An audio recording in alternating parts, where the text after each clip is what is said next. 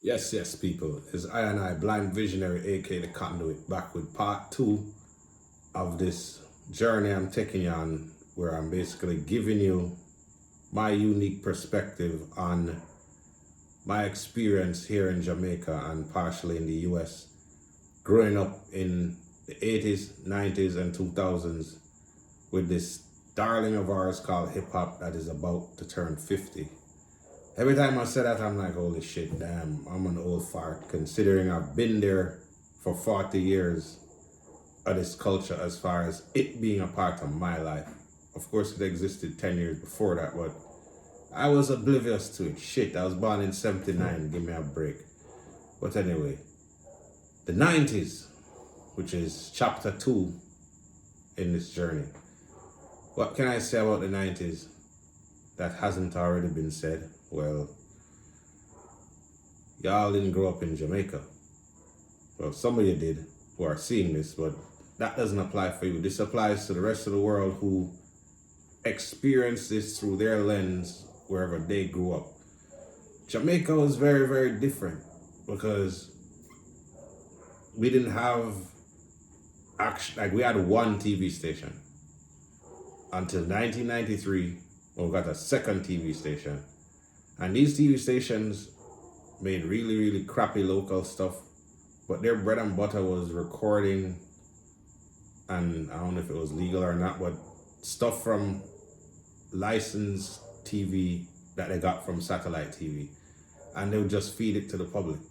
So that was our source of media for the most. Like, yeah, you could get magazines that would probably be published a month after they came out down here, so you kind of keep up with the source or whatever, but you didn't have the access to the real-time internet or TV like BT and MTV. Like, if you had a satellite dish in Jamaica, that was a luxury. So I would basically go to my friend's house who had satellite TV and record Rap City and Yo MTV Raps and put the tape on EP, which is 6 hours, and just record even fucking commercials. That's how thirsty we were. Like, nowadays, if you're recording something, you're gonna delete the commercials or edit it or whatever.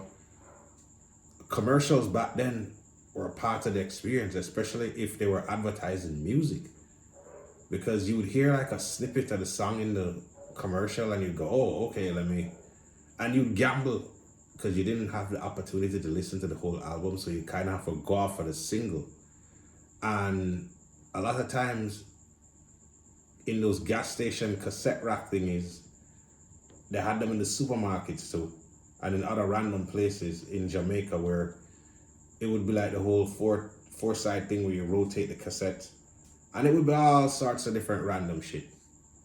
But every now and then you'd spot a couple of rap albums and you're like, okay, shit, you saw some things you recognize. You saw the Run DMC, you saw the Salt and Pepper, you saw the Eric B and Rakim, you saw the Public Enemy, but then you'd see some shit that you never know, like fucking Just Ice, or fucking Sway and King Tech, or Terminator X in the Violated Jeep beats, or just like a Yo MTV Raps compilation or a Jive Records compilation. And because it was rap, you just fucking bought it.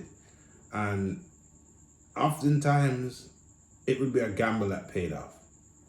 And if it wasn't, you could just swindle it and trade it with somebody who was none the wiser. And these are glorious times, because you had shit like Mama Said Knock You Out in 90. You had Ice Cube's America's Most Wanted and Kill at Will in 1990. You had Brand Nubian All for One in 1990.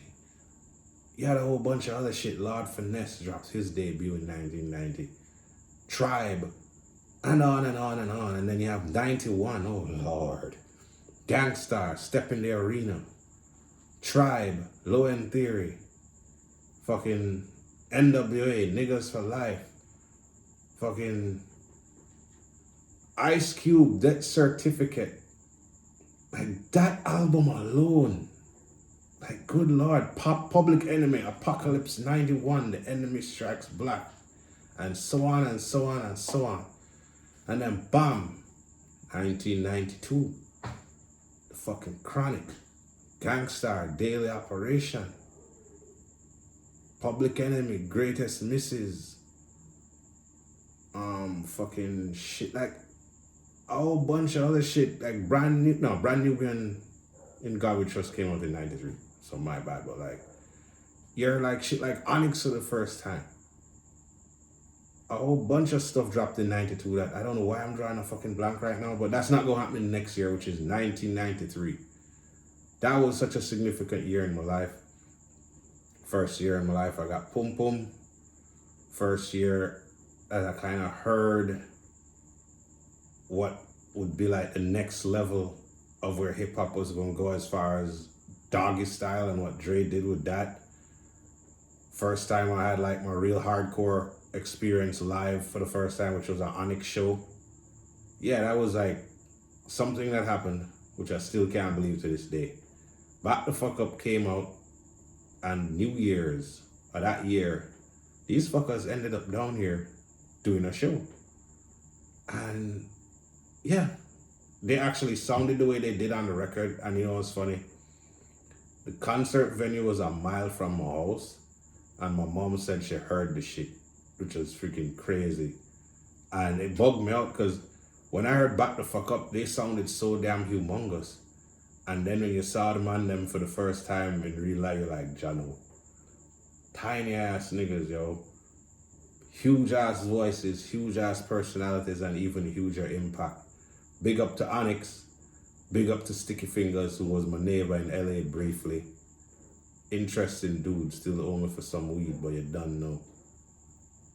Wu-Tang, Black Moon, KRS-One, Return of the Boom Bap, Lords of the Underground, Here Come the Lords, MC Light, Ain't No Other, Queen Latifah, Black Rain, Naughty by Nature, 1993, The Youngsters, The Aftermath, Illegal, The Untold Truth, Brand Nubian, In God We Trust, Snoop, Doggy Style, on and on and on and on, and you're like, yo, it can't get no better than this, brethren. And then 1994 said, hold my 40, nigga.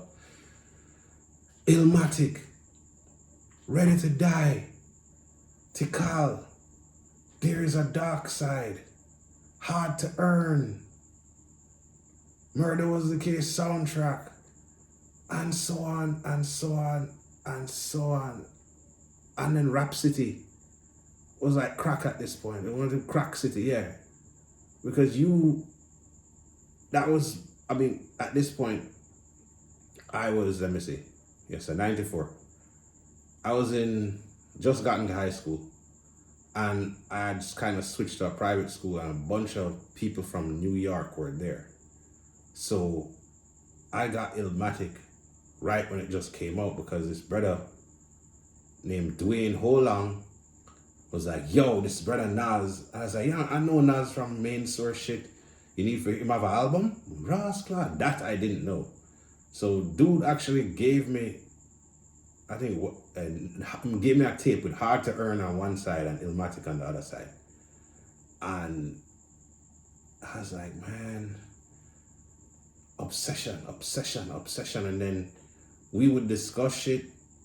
I would bring stuff to school, other people would bring stuff to school. We would talk about what was on Rap City the day before. And just as before, you're like, man, this is heaven. We didn't know it would come to an end because we would have embraced it more, but hindsight is definitely 2020.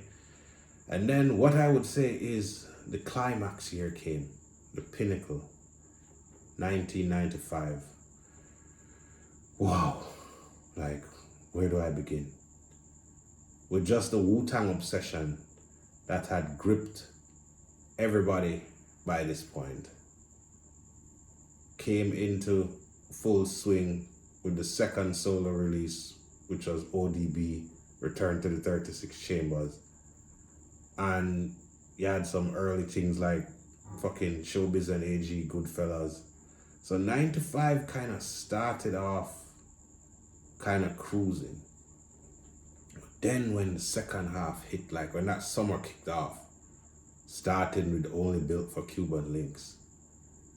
And then right before that you had Mobb Deep the Infamous and a whole bunch of other things. Oh shit, fucking the Friday soundtrack, Naughty by Nature, Poverty's Paradise. Sorry people are doing this off the top of my head with no notes and it's like 2 o'clock in the morning, but there's just too much to mention. There's even fucking Master Ace sitting on Chrome, AZ, Do or Die, Cypress Hill, Temples of Boom, fucking a bunch of shit. And I was in Florida in the summer of 95, and it was kind of weird because despite that shit being the South, I can tell you this right now, Wu-Tang was running Florida in 1995, which when I look back on it, I'm like, okay, that surprised the shit out of me, especially when I was back in Florida a couple of years later and I tried to put New York Reality Check 101 into somebody's tape deck and them said, get the fuck out of here, we only rock Cash Money down here.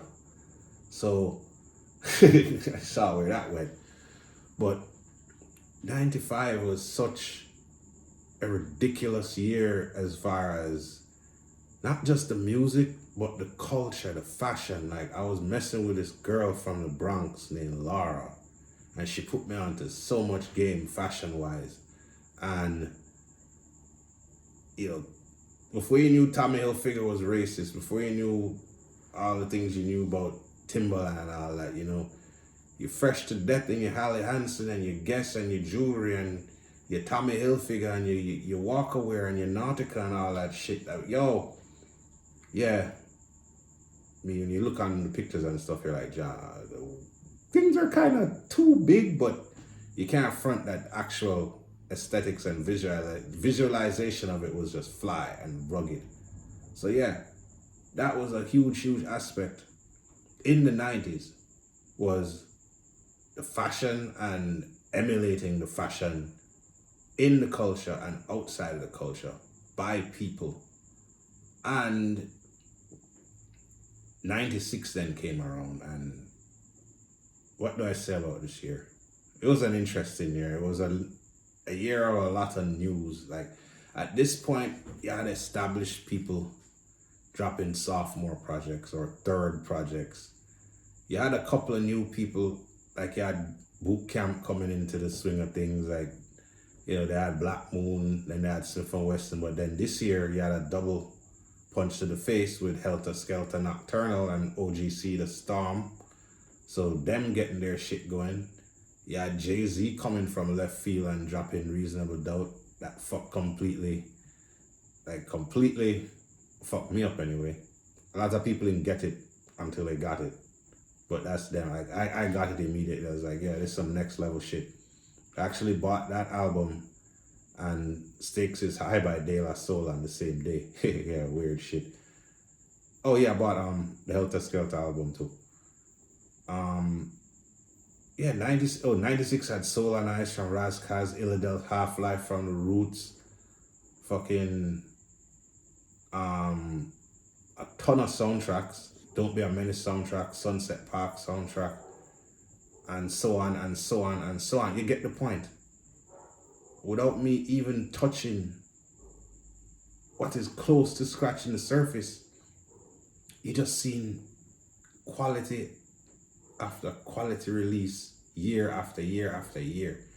And these albums didn't stay in your deck for 1 or 2 days or a week or whatever the way shit does. No, I mean, like my CD collection looks like it's been to war because you didn't preserve that shit. You played the hell out of it and you didn't have the hindsight to know, hold on to these timeless pieces of art and cherish them and take care of them for the future. So it's not like that anymore. Iron Man, I forgot about Iron Man, but yeah, 96. Oh, Machiavelli, All Eyes on Me. It seems like if you just said shit, like you'd have to directly sit down and write, and like, there's just so much shit. It's undeniable how amazing this time period was, and if you are alive, then you know. If you can go into time capsules and check shit out, I advise you to do so.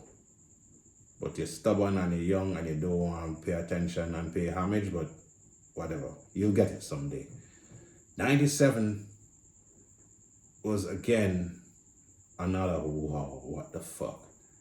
Especially with the monumental release of Wu-Tang Forever, the double album. The passing of Biggie and his album, you know, fucking, as much as you give it shit, No Way Out by Puff Daddy and the Family aged well. Harlem World by Mace aged extremely well. O.C. Jewels, super classic, aged like Sade.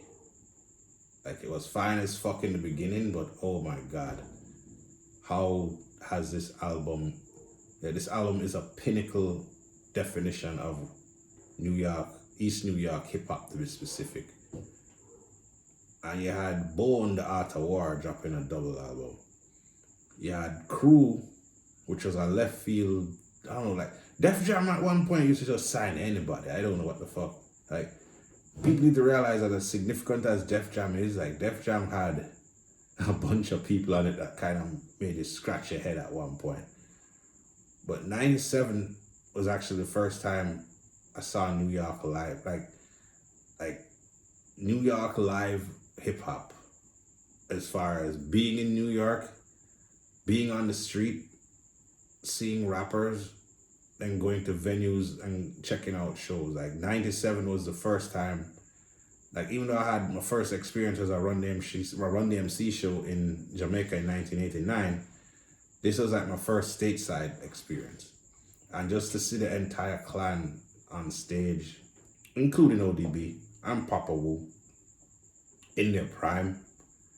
Like, I'm blind now, but I was able to see that. So the glass is always half full.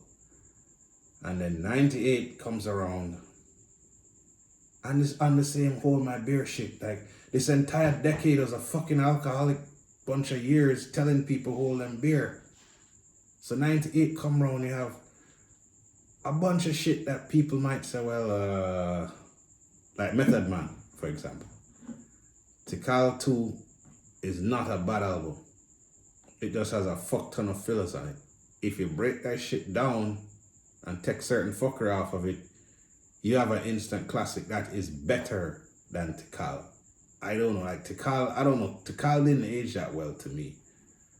Redman, Doc's the Name, Outkast, Aquemini, No Limit. I have to talk on my experience because it's my fucking experience. Fuck it. So yeah, when I was in 97, I was in Rochester and I rented and bought it. And I was like, this is the most grimy, ignorant thing I've ever fucking seen. And they were playing a bunch of the songs throughout the actual soundtrack. I mean, the movie. Sorry, fucking whatever. And I was like, yo, this shit actually, I like this shit. So I ended up buying that soundtrack.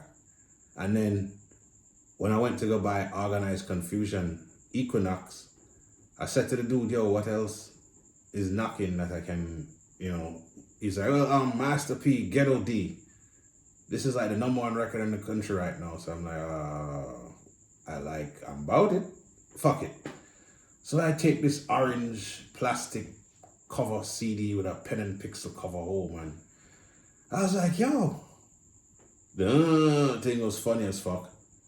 But this production knocks. And them saying something, it kind of reminded me of like a less talented, skill-wise Ghetto Boys as far as what they were saying. But what stood out to me was the production.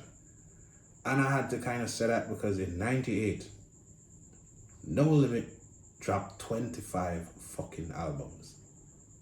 I think I bought 20 of them on the strength of the production and advertising, which was the fact that they would put all upcoming releases in the liner notes of every single project they drop. And they would also put the artists on each and like their strategy. I don't need to revise Masterpiece strategy. You can go look that shit up. But it was fucking brilliant. It was so brilliant. it got me. And yes, a lot of it was garbage, but a lot of it wasn't. And the production alone from Beats by the Pound make up for that shit. So between that and the Wu-Tang Onslaught, Capadonna, The Pillage, Lord Darkman, Heist of the Century, Killer Priest, Heavy Mental, Killer Army, Dirty Weaponry, fucking The Swarm compilation, Sons of Man, The Last Shall Be First, 98 was the shit. And then you had 99, which was like the icing on the fucking cake. As far as commercial with Cash Money and a bunch of other people, Rough Riders, and DMX was doing his thing. How the fuck could I forget about DMX? What the hell is wrong with me? But DMX was doing his thing in 99 just as much as he was in 98, so I can mention him in 99 with the group of 99 people. Even Little C's dropped an album that was semi-decent. Fiend dropped like his super classic Street Life. Fucking 8Ball and MGG dropped a dope album. It was super south in 99. And this was kind of when, I'm not gonna lie, I was straying away from the super grimy in the depths of authentic underground hip hop. Like, I was digging a lot of commercial shit. Like, especially since the fact that I was in Florida and I kind of never had a choice. And the environment reflected it, so it's not like I was forced to do it. It worked. And that's kind of why I was a huge fan of Cash Money from day one, because I was there as far as the vibe and why the vibe worked and how impactful they were. And like it or not, you can't deny that shit. And with the whole millennium concept of everybody dropping their shit, and then DMX dropping at the end of the year with a third banger, Jay-Z dropping Volume 3, and Nas dropping one semi-decent album with I Am, and then his worst album possible with Nostradamus. You had Missy drop The Real World, which I think is Timbaland's best work to date. That's just my opinion though. You had Eve drop her debut. You had the Rough Riders Ride or Die compilation. 99 was a fun, flossing, yeah, we're making a fuck ton of money year for hip hop. And yeah, I engage in a lot of guilty pleasures. I'm not gonna lie. And then we have the turn of the century, which is the 2000. A lot of dope shit dropped this year. MOP, Warriors, Ludacris back for the first time, Jay-Z, The Dynasty, fucking Talib Kweli, Reflection Eternal, blah blah blah, Necro, I Need Drugs, a bunch of shit, like, especially in the fall. Wu-Tang with W, yeah, it didn't age as well as it did, but we all know how excited we were for another Wu-Tang album, being the Wu heads that we were at the time. If you know, you know. Fucking Mystical had a huge year. Like 2000 was kind of, okay, because like 99 was the year everybody's like, yeah, bling bling time, we're making a fuck ton of money. Hip hop / rap has now become the thing. It is the center of MTV's world, more than rock music. And yeah, I mean, a lot of that stuff didn't age well sonically, but it was very important at the time, and it is very important to be in this discussion, because you can't just focus on the great. I mean, yeah, and even those questionable times were still great. It's still a zillion times better than what's going on today. So yeah, that was me reflecting on the amazing, glorious decade that was the 90s, and me experiencing all this shit firsthand and sharing it with people who eventually started to listen to more than Tupac and Snoop, because for a long time, the only albums Jamaicans would gravitate towards were Doggy Style, Ready to Die, All Eyes on Me, Me Against the World, and fucking The Chronic. If that many. But mainly Tupac and Biggie. But yeah, they started to kind of open up. People became Busta Rhymes fans. Busta actually came here 3 times in the 90s. DMX ended up coming down here to shoot Belly, and then came to Fully Loaded, which is a dance that we have on the beach afterwards, and decided to spontaneously jump on stage and perform. And then after he got off stage, he walked through the crowd and was like dapping up everybody. And, you know, I had on a Wu-Tang shirt, and it kind of startled him, and he stopped and he's like, oh shit, what y'all know about a W? Gave me a dap, and I was like, big respect. Didn't say anything to him. Besides that, dude kept it moving. R.I.P. So yeah, I mean, I had a fuck ton of experiences. Ludacris came down here, Shine came down here, Nas came down here. Like, you'd be surprised at the people who ended up performing on this island. And yeah, I mean, the next chapter of this journey is going to be an interesting one, because the decade of the 2000s is what I'd like to call a roller coaster. Redefining, time to take my ass back to the underground decade. But anyway, I'll talk on that when it comes. Stay tuned. You done know. Thanks for listening. Thanks to hip hop. Thanks to everybody in hip hop who is living hip hop the way they're supposed to. You done know. I have spoken. Stop recording video.